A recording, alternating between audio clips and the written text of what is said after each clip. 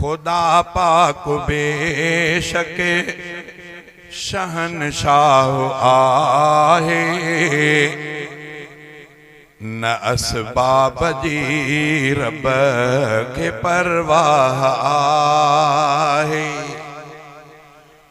खुदा पाक बेशक शहनशाह आहे, न असबाब जी रब के परवाह आहे, न असबाब जी रब के परवाह आहे।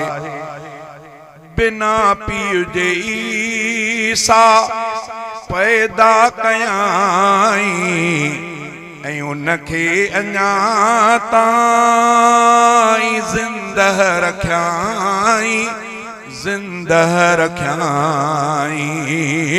हा ताक़त इहा रखंदो अल्लाह आहे, न असबाब जी रब के परवाह आहे।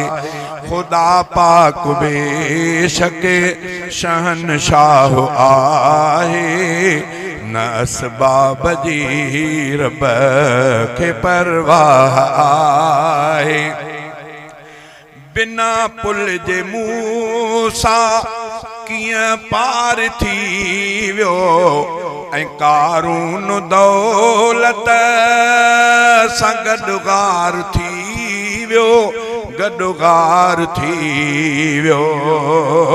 थियो कहल गुलज़ार आड़ाह आहे, थियो कहल गुलज़ार आड़ाह आहे, न असबाब जी रब के परवाह आहे।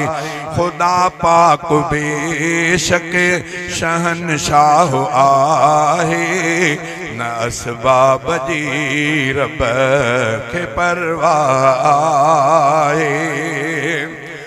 मिठे मीर मुरसल खे रब हो घुरायो, करे पल में साईं वॾा सैर आयो, वॾा सैर आयो।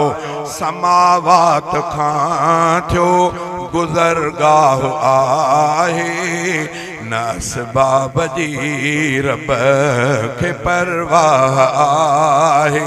खुदा पाक बेशक शहनशाह आहे, न असबाब जी रब के परवाह आहे।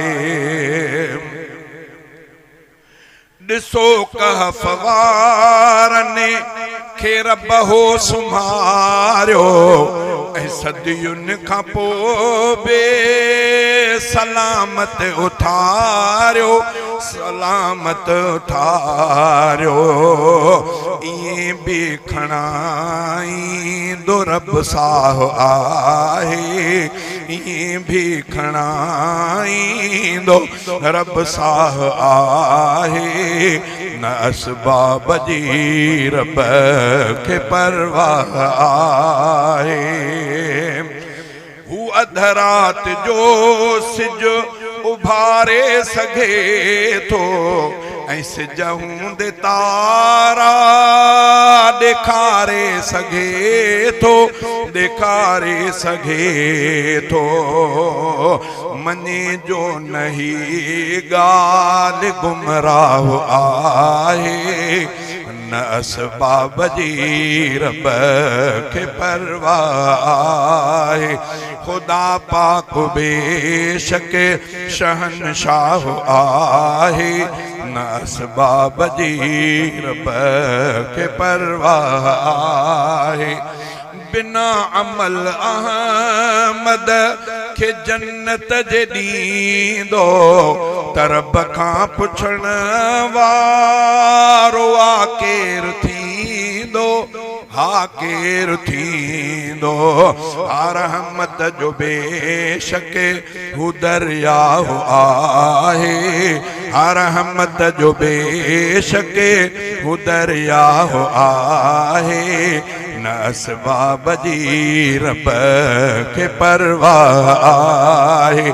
खुदा पाक बेशक शहनशाह आहे, न असबाब जी रब के परवाह आहे।